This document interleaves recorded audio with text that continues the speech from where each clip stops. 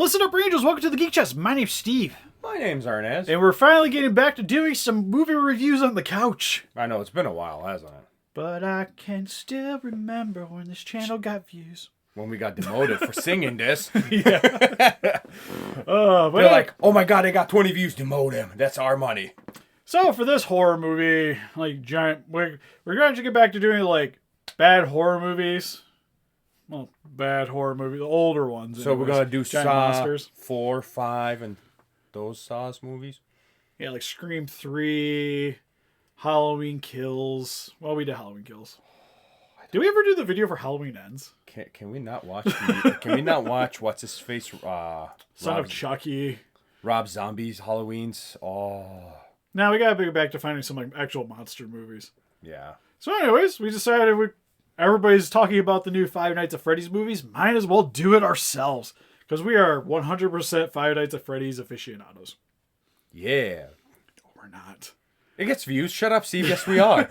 God. It's like, my knowledge of it is pretty much everything I've gotten from my wife. Because my wife adores Five Nights at Freddy's. And that's why we don't like it. I'm more of a Willy's Wonderland kind of man. If you've never seen Willy Wonderland, we should do a review on that. Shut up, go watch it, and then come back. Trust me. Yeah, let's just say, okay. Shut up, Steve's phone. Well, I needed it because so I could remember what people were in, the names of people, which I already, I think, left what I was trying to look at. Because I wanted the cast. He wants to get the proper name right. So you go ahead, Steve. God, if I could remember what people's names were in this movie. I don't. I know Freddy, Chica, Bonnie, Cupcake, Balloon Boy, who is best character in the entire movie. Wrong, and wrong. Cupcake is. That is one. Cupcake, I think, is a close second. There's one vicious mother is that Cupcake. I like the highest kill count in the movie has to do with the Cupcake. That was great. He just looks at that guy. The next scene is he's gnawing on his leg. I was like, that's it. To be honest, I think the best straight up horror scene is with the Cupcake at the beginning with the security guard holding the vent and the Cupcake is like, that's what I mean. Like another horror part movie of that, great part of that is when that guy's in a closet and he turns the light on or tries to turn the light on and Bonnie's standing behind him and he just finally clicks it in. And I don't know why, but it just took me to a wrong place. But anyways, clicks it in and the Bonnie's standing behind him. 3 seconds later, his handprint is going down. And I was like, why does that remind me of from a porn movie scene? It's like Titanic. Yeah. I was like, oh. It's like, is that sweat? Oh, it's red. Okay, we're good. We're good. He's either on his period or... That was so wrong. I'm dead. sorry. One or the other. I'm sorry, but that was wrong in a good way. I love the movie, by the way. Yeah, I think the only thing that kind of bugged me is the only person that had legitimate scares was Balloon Boy. All the jump scares had to involve the... There was one jump scare that Rochelle screamed like a girl. And I was like, how is she scared of this scene? This shouldn't have been scary. But she screamed and jumped and made me jump. And I'm like, what's going on? It's just a movie, you know? But personally, I love the characters. Except human characters. They're god-awful. Bad dialogue. Made no sense at all. I thought they were fine. No, they weren't. You had Josh who played Mike in the movie. I thought he did a good job. Same with the little girl. Yes, they did a good Abby. They did a good job, except it just had no transition. The cop lady, she's like, "You brought your sister here? Why'd you do that?"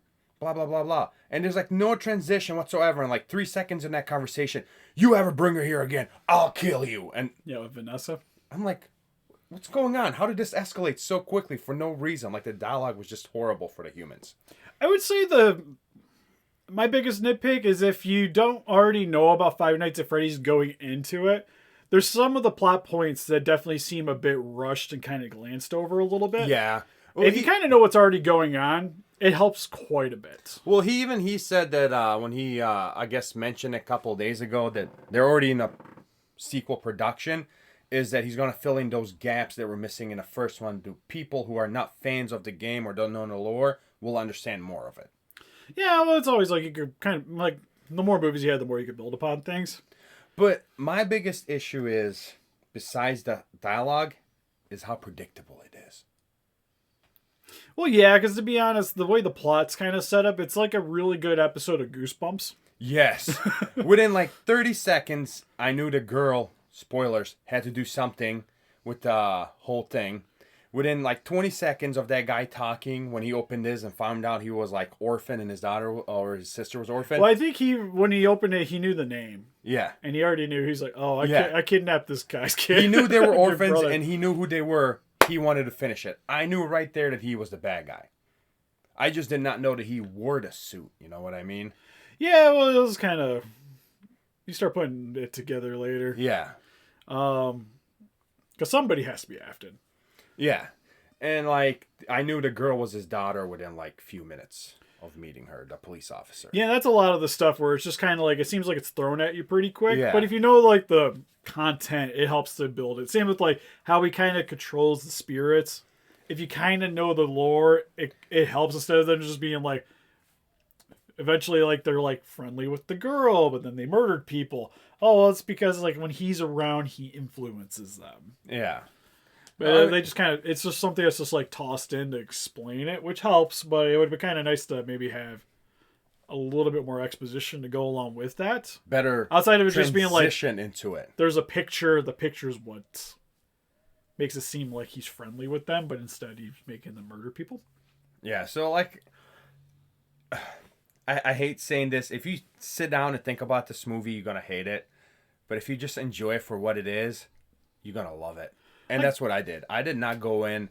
I just shut my brain off and I enjoyed the movie. But if you sit down and think about like we're doing right now, like there's a lot of plot holes in this movie that shouldn't have been there.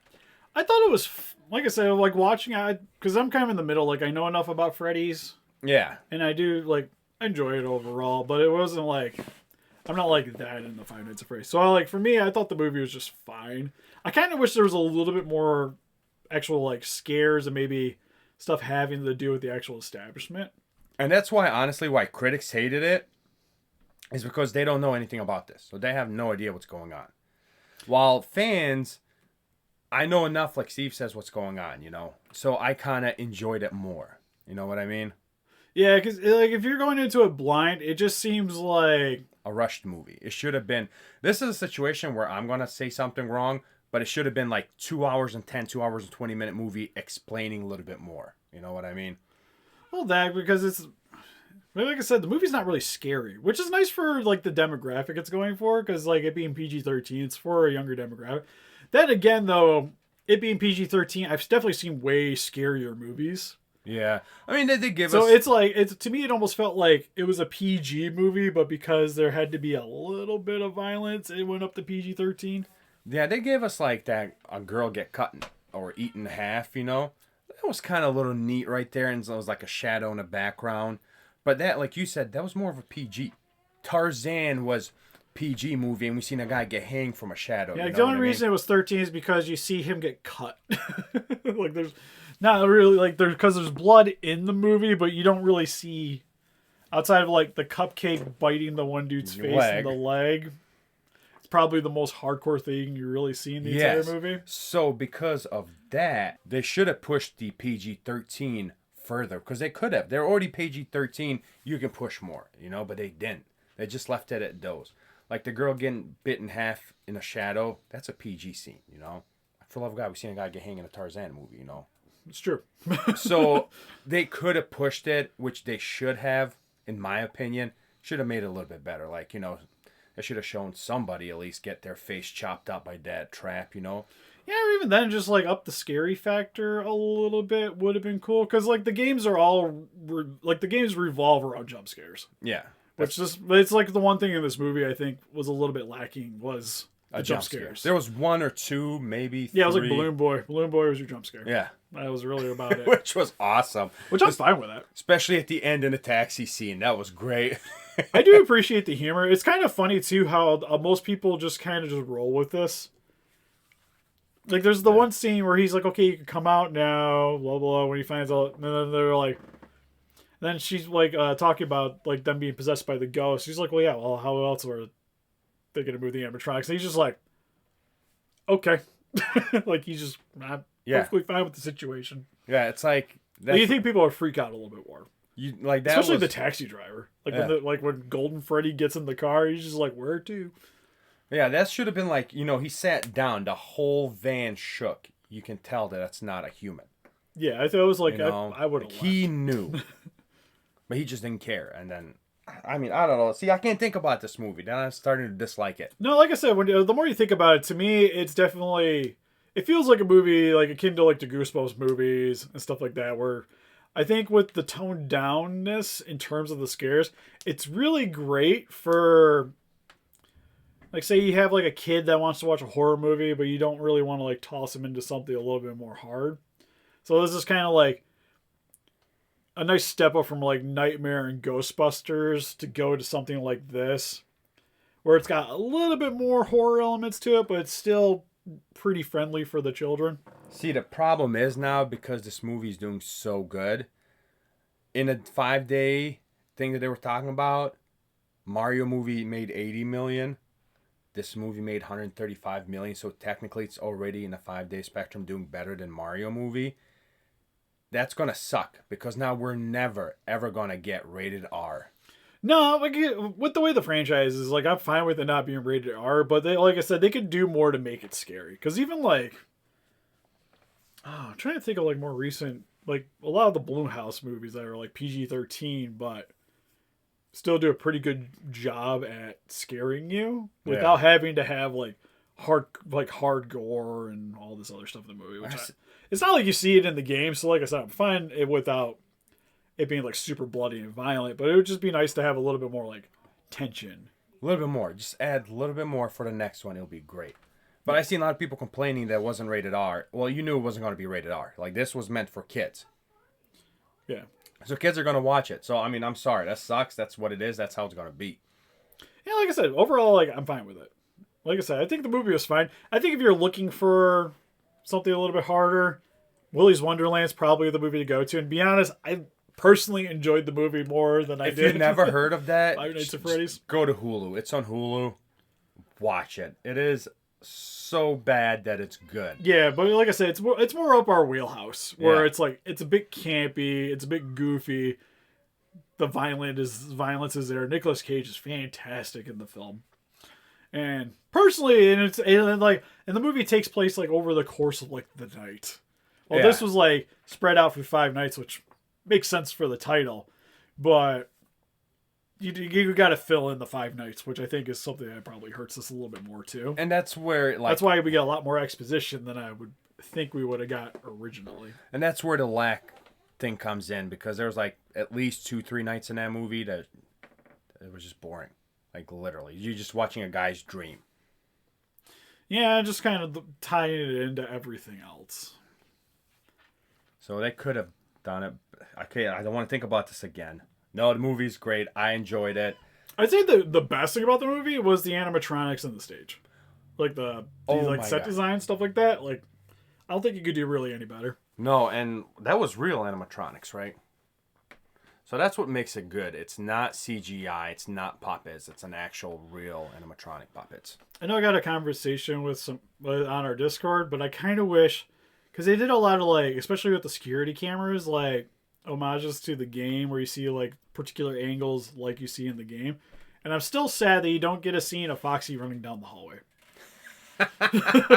Like he does it in the movie, but you don't get like the actual camera shot of him running down. Yeah. Which I think for me, for the first game, is like the most iconic thing. It is. Is when you're playing the game, it's all like still frames, except for the jump scare. And you get that one particular, like when you first like are dealing with Fox and you're like, how does this work? And you just see him charging at you. And it's like, it's so jarring that I really wanted that in the movie. I mean, he does that thing where he's like sings or whatever it is, but yeah, he does that, and that was kind of neat. I appreciated that, but rest of it was just okay. Yeah, I think it was fine. But let us know in the comment section below what you guys thought of Five Nights at Freddy's. If you guys were super into it, or if you thought Willy's Wonderland did it better, let us know in the comment section below. And help us defeat those kaijus by hitting the like button, subscribe, become a ranger today. We also got Instagram, Patreon, Pinterest, Facebook. Guys, like people that do channel donate. Greatly would appreciate it. We'll see you guys in the next one. Bye-bye.